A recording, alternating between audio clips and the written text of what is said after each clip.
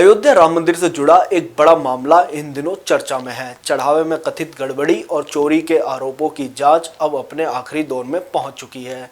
खबरों के मुताबिक एसआईटी यानी स्पेशल इन्वेस्टिगेशन टीम ने करीब 140 पन्नों की रिपोर्ट तैयार कर ली है।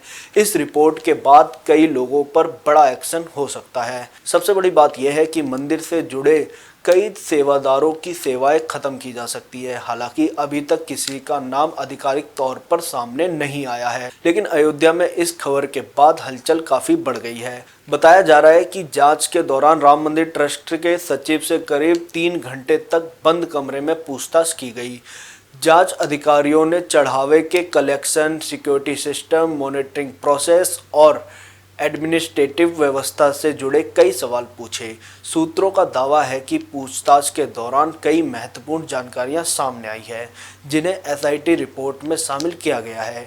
यही वजह है कि अब सभी की नज़र इस रिपोर्ट पर टिकी हुई है। हालांकि रिपोर्ट लगभग तैयार हो चुकी है, लेकिन एसआईटी के कई सदस्य अभी भी अयोध्या में मौजूद हैं।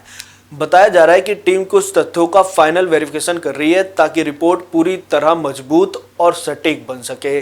अब सवाल यह है कि कार्रवाई कितनी बड़ी होगी। क्या केवल कुछ कर्मचारियों और सेवादारों पर कार्रवाई होगी या फिर ट्रस्ट के बड़े अधिकारियों की भूमिका की भी जांच होगी। यहीं पर एक नाम सबसे ज़्यादा चर्चा में है और वो नाम है चंपत राय। राम मंदिर आंदोलन से जुड़े लोगों के लिए चंपत राय कोई नया चेहरा नहीं है। उन्होंने कई दशकों तक राम मंदिर आंदोलन में सक्रिय भूमिका निभाई है। राष्ट्रीय सेवा संघ आरएसएस और विश्व हिंदू परिषद से जुड़े रहे हैं। चंपत राय को मंदिर निर्माण के प्रमुख चेहरों में गिना जाता है। उनके समर्थक कहते हैं कि उन्होंने अपना पूरा जीवन राम मंदिर आंदोलन को समर्पित किया। उनका जीवन बेहद सादा रहा है और उनके खिलाफ व्यक्तिगत भ्रष्टाचार का कोई आरोप अभी तक साबित नहीं हुआ। लेकिन दूसरी तरफ आलोचकों का कहना है कि यदि मंदिर प्रशासन में कोई कमी या लापरवाही सामने आती है तो शीर्ष स्तर की जवाबदेही भी तय होनी चाहिए। यानी बहस अब सिर्फ इस बात की नहीं है कि गलती किसने की, बल्कि इस बात की भी है कि उसकी जिम्मेदारी आखिर किसकी बनती है।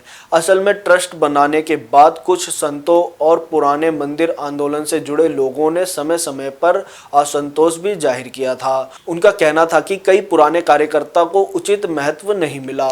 अब जब चढ़ावे से जुड़ा विवाद सामने आया है तो वही असंतोष एक बार फिर खुलकर दिखाई दे रहा है। कई संत और महंत सवाल उठा रहे हैं कि अगर पूरी व्यवस्था एक केंद्रीय नेतृत्व के तहत चल रही थी तो जवाबदेही भी तय होनी चाहिए। सूत्रों के मुताबिक एसआईटी रिपोर्ट में अलग अलग स्तर पर जिम्मेदारियों की जांच भी की जा रही है।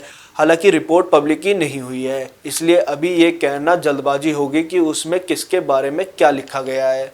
लेकिन इतना जरूर कहा जा सकता है कि रिपोर्ट के आधार पर कुछ बड़े फैसले लिए जा सकते हैं। इस पूरे मामले का एक और महत्वपूर्ण पहलू है। खबरें हैं कि विवाद के बाद राम मंदिर जन्मभूमि तीर्थ क्षेत्र ट्रस्ट की व्यवस्था और प्रशासन सिस्टम पर भी बदलाव किए जा सकते हैं। चढ़ावे के मैनेजमेंट, फाइनेंशियल मॉनिटरिंग और एडमिनिस्ट्रेटिव सिस्टम को और ज़्यादा प्रोफेशनल बनाया जा सकता है। यानी आने वाले समय में दान और चढ़ावे की निगरानी के लिए नए नियम और नई टेक्नोलॉजी भी लागू की जा सकती है। अब सबसे बड़ा सवाल यही है कि क्या एसआईटी रिपोर्ट चंपत राय को पूरी तरह क्लीन चिट देगी या फिर रिपोर्ट में ऐसी बातें सामने आएंगी जो उनकी मुश्किलें बढ़ा सकती हैं। इस सवाल का जवाब फिलहाल किसी के पास नहीं है, क्योंकि रिपोर्ट अभी पब्लिक नहीं हुई है और ऑफिशियली तौर पर किसी भी कार्रवाई की घोषणा नहीं की गई है। लेकिन एक बात साफ है, राम मंदिर देश की आस्था का सबसे बड़ा केंद्र है। ऐसे में चढ़ावे और प्रशासन से जुड़ा कोई भी विवाद लोगों का ध्यान अपनी तरफ खींच सकता है। यही कारण है कि अयोध्या से लेकर लखनऊ और दिल्ली तक इस मामले पर नजर बनी हुई है। अब सभी को इंतजार है उस पल का जब एसआईटी रिपोर्ट के निष्पक्ष सामने आएंगे और ये साफ होगा कि आखिर कार्रवाई की गाज किन लोगों पर गिरती है।